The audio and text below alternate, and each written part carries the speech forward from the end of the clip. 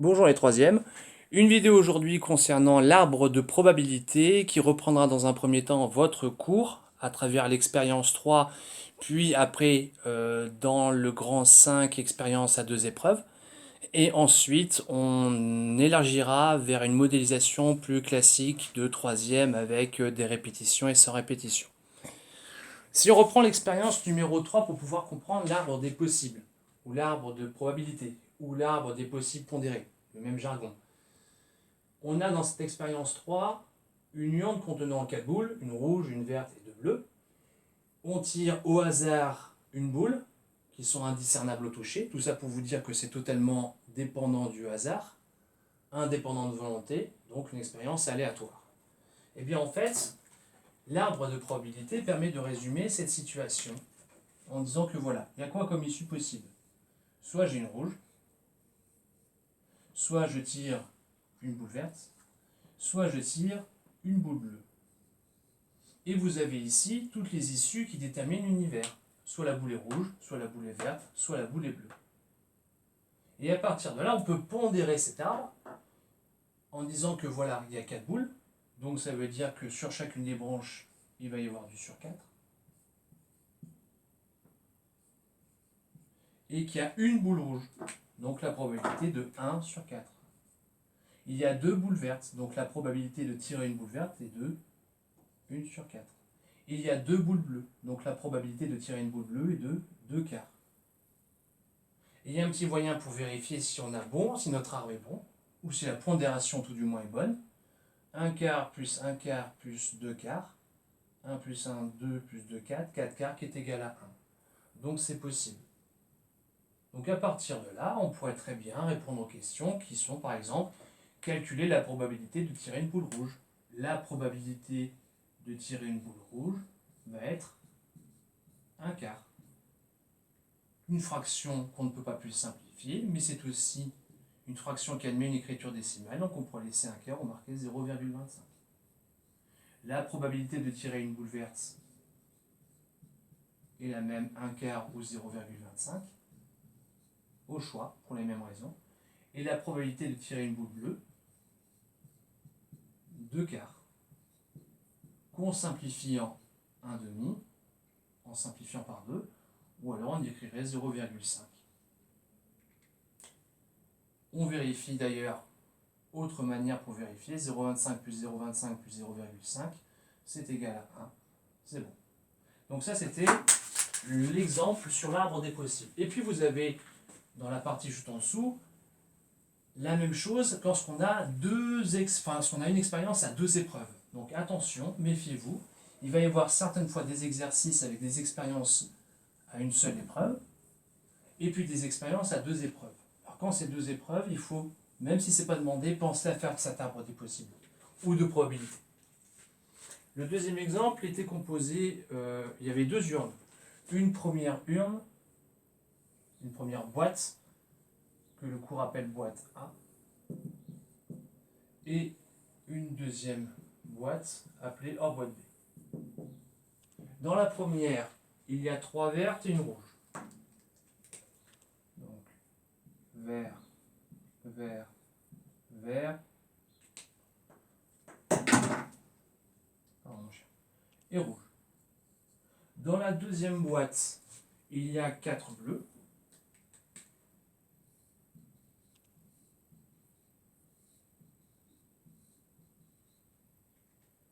Il y a 3 jaunes. Alors désolé, mais j'ai pas de jaune, donc je vais écrire ça en rouge.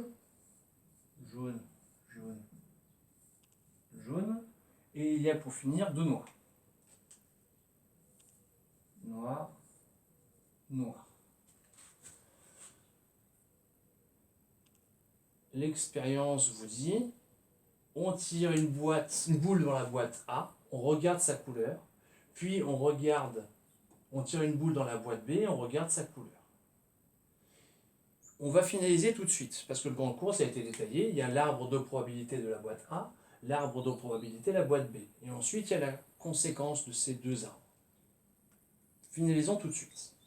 On tire d'abord une boule dans la boîte A. Donc, j'ai quoi comme issue possible? Vert ou rouge. Donc j'ai deux issues possibles. Ça veut dire que l'arbre, on va avoir soit du vert, soit du rouge. Si on pondère cet arbre, du vert, il y a 3 boules sur 4. Le rouge, une boule sur 4. On vérifie. 3 quarts plus 1 quart, 4 quarts, c'est dit, c'est fini. Maintenant, s'ensuit la deuxième épreuve, puisque c'est une expérience aléatoire à 2 épreuves. Hop et hop. On a quoi dans la boîte B comme issue possible? Soit la boule est bleue, soit la boule est jaune, soit la boule est noire. Et si on pondère, comme boule, il y en a combien en tout? 1, 2, 3, 4, 5, 6, 7, 8, 9. Sur 9, sur 9, sur 9. Il y a 4 bleus, 4 sur 9. Il y a 3 jaunes, 3 sur 9. Il y a 2 noirs, 2 sur 9. On pourrait simplifier cette fraction, c'est vrai.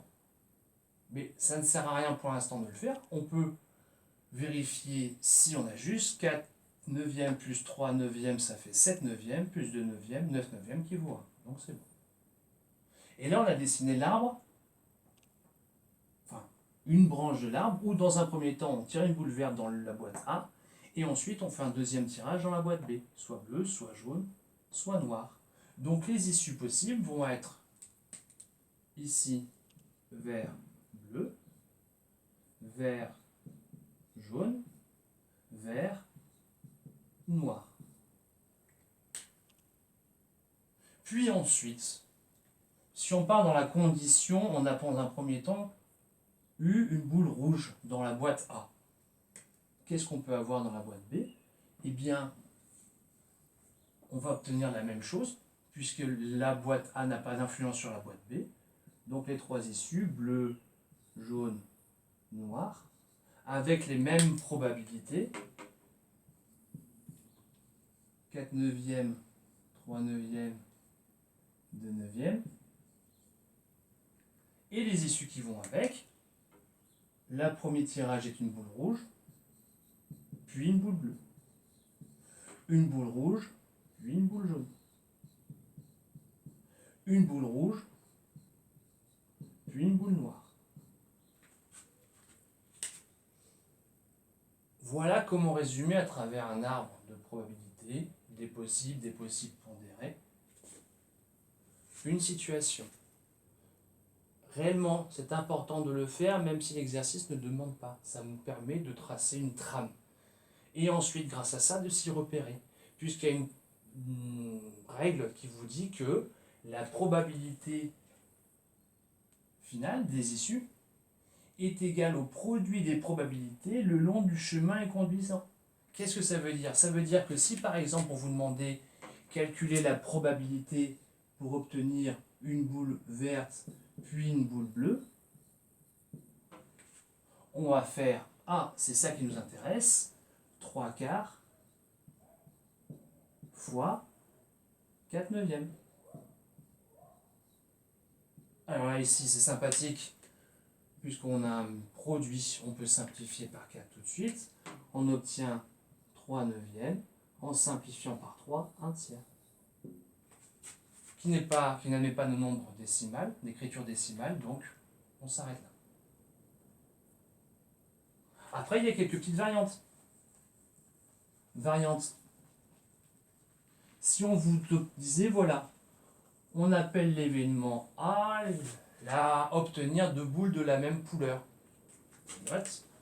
On note l'événement A, obtenir 2 boules de la même couleur.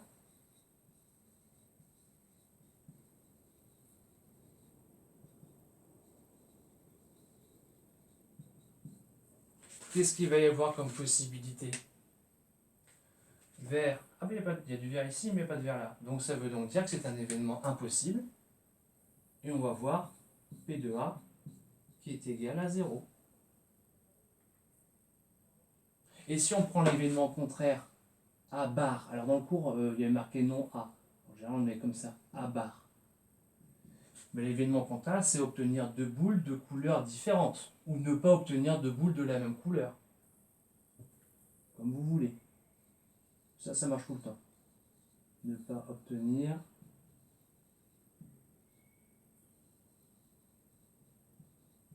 deux boules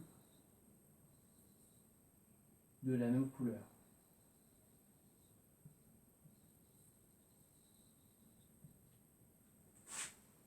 L'événement à barre, une propriété vous dit que c'est 1 moins la probabilité de A. Donc 1 moins 0 qui est égal à 1. C'est un événement certain. On est sûr d'avoir deux boules de couleurs différentes. Il n'y a pas deux fois la même lettre. Pourquoi faire ça sur des exemples?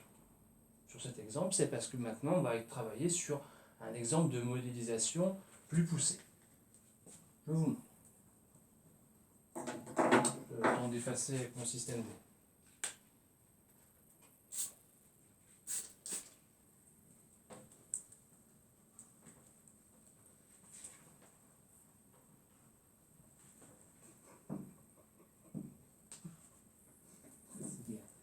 Excusez-le, il n'en peut plus. Ça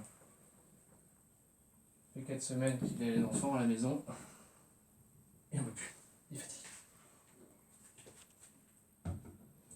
Prenons toujours le même principe, une urne avec 5 boules. 2 bleus.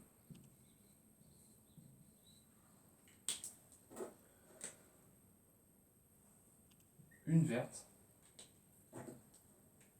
Et 2 rouges. Premier exemple d'expérience aléatoire à 2 épreuves. C'est ce qu'on va dire, c'est l'exemple avec remise. C'est-à-dire qu'on tire une boule au hasard, on regarde la couleur, on remet la boule et on en retire une deuxième, ce qui fait qu'on obtient des issues à 2 couleurs. Est-ce qu'on remet la boule? Oui, parce qu'elle va marquer avec remise. Et ce terme-là est important. Avec remise. On vous demanderait dans un premier temps de tracer l'arbre de probabilité ou l'arbre des possibles ou l'arbre des possibles pondérés. Qu'est-ce qu'on a comme issue pour premier tirage? Soit la boule est bleue, soit elle est verte, soit elle est rouge. On verra. Il y a combien de boules en tout? 5.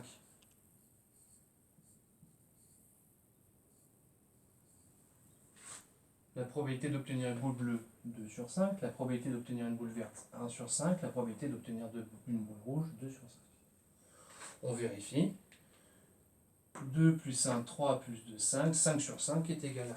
Ça y est, on a pris une première boule, on a regardé la couleur. On la remet. Et on part dans la probabilité. Le premier, dans l'arbre, dans la branche ici, sachant que j'ai tiré dans un premier temps une boule bleue, qu'est-ce que je peux avoir comme issue possible au deuxième tirage? Rien ne change puisque c'est la même configuration. Donc toujours bleu, toujours vert, toujours rouge. Et toujours la même probabilité. 2 cinquièmes, 1 cinquième, 2 cinquièmes. Et du coup, les issues possibles, on va avoir du bleu-bleu, ou alors du bleu-vert, ou alors du bleu-rouge. Et dans cet exemple, le premier tirage n'influence pas le deuxième tirage. Ensuite, on part dans la condition où on a obtenu une boule verte au premier tirage. On va faire copier-coller. Bleu, vert, rouge. Toujours les mêmes probabilités. 2 sur 5. 1 sur 5. 2 sur 5. Et les issues. Premier tirage, la boule est verte. Deuxième tirage, la boule est bleue. Premier tirage, la boule est verte. Deuxième tirage, la boule est verte. Premier tirage, la boule est verte. Deuxième tirage, la boule est rouge. Et enfin, pour finir, on part dans la condition où au premier tirage, on a obtenu une boule de couleur rouge. Les probabilités vont être encore, pour le deuxième tirage, soit bleu, soit vert, soit rouge, avec, ici, ces mêmes probabilités. 2 cinquièmes, 1 cinquième, 2 cinquièmes. Et les issues, première boule rouge, deuxième bleue, première rouge, deuxième verte, première rouge et deuxième rouge. On a fait l'arbre. Et à partir de là, vous auriez des questions. Première question serait par exemple, j'invente n'importe quoi, calculer la probabilité d'obtenir une boule verte au premier tirage, puis une boule rouge au deuxième tirage. Vert, rouge, vert, rouge. Donc on s'intéresse à ce chemin-là. Donc la probabilité est égale au produit des probabilités le long du chemin. Donc 1 cinquième fois 2 cinquièmes. 1 fois 2, 2. 5 fois 5, 25, la fraction est simplifiée. N'est pas simplifiable, on reste avec elle. C'est ça comme exemple, on aurait pu prendre d'autres exemples. Et si on reprend bizarrement la question finale quand on a repris le cours, si on vous dit A et l'événement obtenir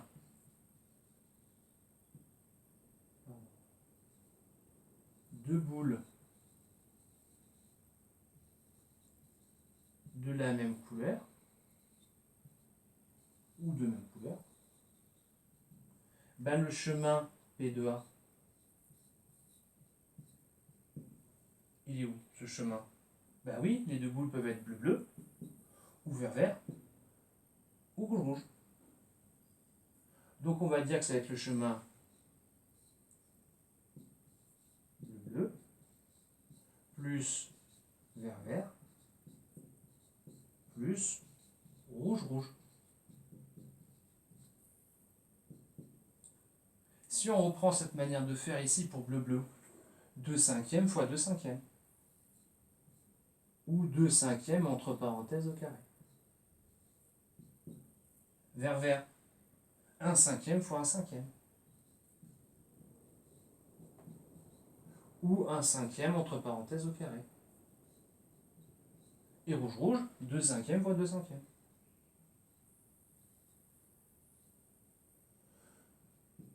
On calcule 2 fois 2, 4 sur 25, plus 1 sur 25, je rappelle que 1 fois 1, ça vaut 1, plus 4 sur 25, on obtient du 9 sur 25, on ne peut pas simplifier, on va laisser cette fraction. On pourrait prendre l'écriture décimale. Et du coup, question supérieure, supplémentaire. Si on vous disait, voilà, calculer la probabilité d'obtenir deux boules de couleurs différentes. Obtenir deux boules de couleurs différentes. À la première méthode, il faudrait faire ça, plus ça, plus ça, plus ça, plus ça, plus ça. Donc il y aurait 1, 2, 3, 4, 5, 6. Il y a un chemin plus court. Ben oui, parce que si on réfléchit bien, obtenir deux boules de couleurs différentes.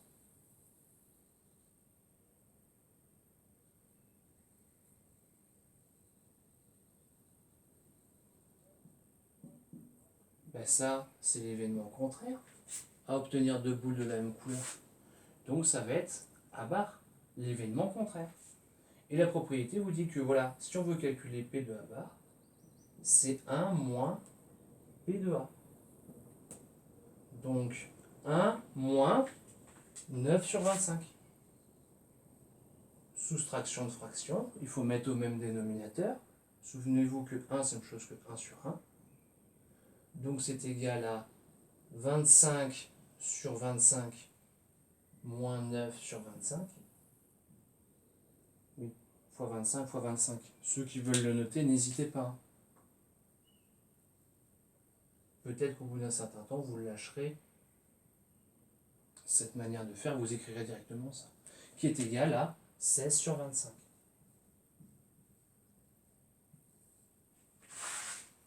Voilà grosso modo ce qu'on peut vous demander comme exercice avec répétition. On remet la boule. Alors si maintenant on change juste un mot dans tout ça, on reprendrait le même énoncé, indiscernable au toucher, expérience qui dépend du hasard, aléatoire. On prend une boule, puis une deuxième boule, sauf que au deuxième tirage, c'est sans remise. Et là, on s'accroche. Il n'y a pas de remise. Au deuxième tirage. Donc le premier, on prend une boule, on regarde la couleur. Est-ce que ça change? Non. La partie gauche de votre arbre ne change pas. Maintenant, il va y avoir tout un tas de choses qui vont changer ici, et par effet domino qui vont changer par la suite. Réfléchissons. On part dans cette arborescence, sur cet arbre, sur cette branche. On a tiré une boule bleue au premier tirage. Et c'est sans remise. Donc ça veut dire qu'elle n'y est plus. Donc ça veut dire qu'il n'y a plus que 1, 2, 3, 4 boules.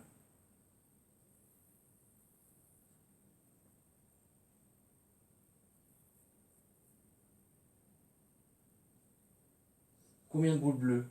Une boule bleue sur 4. Combien de boules vertes? 1. Donc la probabilité 1 sur 4. Du rouge, 2 sur 4. On vérifie. 1 quart plus 1 quart plus 2 quarts, 4 quarts. Ah oui, on revient au début du cours. C'est bon? Pourquoi ici? Le 4, vous le comprenez très facilement en général. Pourquoi est-ce que c'est pas 2? C'est parce qu'on a tiré une boule bleue. On est dans la condition, on tire une boule bleue. Donc il n'y en a plus qu'une.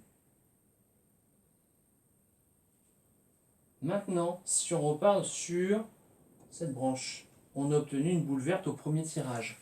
Donc, ça veut dire que j'ai 2 bleus, mais il n'y a plus de verte. Donc la proba, ça va donner sur 4, il y a 2 bleus, sur 4, il y a 0 vert. Donc on ne serait même pas obligé d'écrire cette branche ici. Ensuite, sur 4, il y a 2 rouges.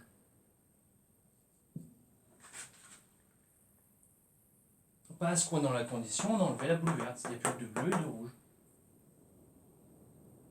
Et ensuite, si on repart sur la dernière condition, si ma boule est rouge au premier tirage, donc ça veut dire que je ne la remets pas, hop, on l'enlève. Donc il y a 2 bleus, 2 sur 4. Il y a une verte, 1 sur 4. Et il n'y a plus que une rouge, 1 sur 4. La somme des probabilités de ce morceau, de ce branchage, si vous voulez, de 4 sur 4, c'est juste. Donc pensez bien à toutes ces conditions. Si elle est bleue, j'en ai plus que sur 4 avec cette configuration. 1 quart, 2 quarts.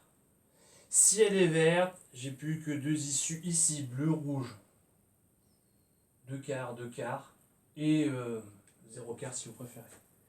Et la dernière, on a tiré une boule rouge, on ne la remet pas. 2 bleus, une verte, une rouge. Alors qu'est-ce que ça va changer dans l'ensemble des questions? La probabilité de rouge-vert. De vert-rouge. Vert, rouge, vert, rouge.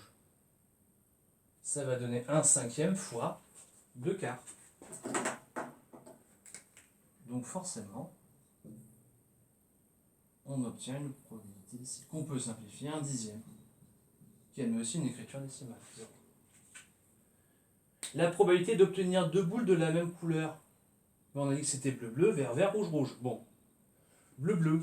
2/5 fois 1 quart. Donc ça change ici.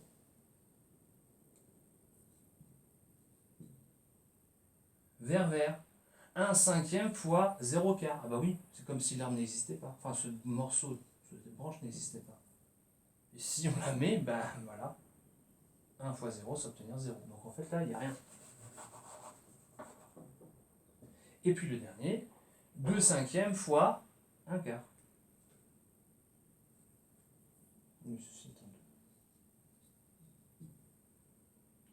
Donc on obtient du 2 fois 1, 2 sur 4 fois 5, 20. Comme on l'a dit précédent, 1 fois 0, 0, 4 fois 5, 20, ça fait 0 sur 20, c'est inutile de noter. On pourrait, mais ça ne sert à rien. Je note si vous voulez, ça ne sert strictement à rien. 2 fois 1, 2, plus 4 fois 5, sur 4 fois 5, 20. Donc c'est égal à 4 sur 20. On peut simplifier par 5, par 4, pardon, 1 cinquième. On peut simplifier par 4, 1 cinquième. Et du coup, quelle serait la probabilité de calculer, enfin, quelle serait la probabilité d'obtenir deux boules de couleurs différentes? Alors on pourrait refaire rebelote, hein, deux boules de couleurs différentes, on ferait pardon, cette issue, plus cette issue, plus cette issue, plus cette issue, plus celle-ci, plus celle-ci. Ou alors on prend l'événement contraire. A bar, c'est obtenir deux boules de couleurs différentes qui est l'événement contraire de A. Donc c'est 1 moins P de A, ça ne change pas. 1 moins 1 cinquième. Le dénominateur commun est 5. On se rappelle que 1, c'est la même chose que 1 sur 1.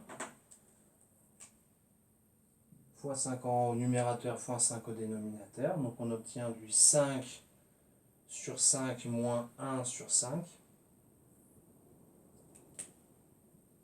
qui est égal à 4 cinquièmes. Ou 0,8 pour ceux qui préfèrent l'écriture décimale, quand c'est possible. N'hésitez pas, s'il y a un souci quelque part, de d'écrire via Pronote ou le mail, comme vous voulez.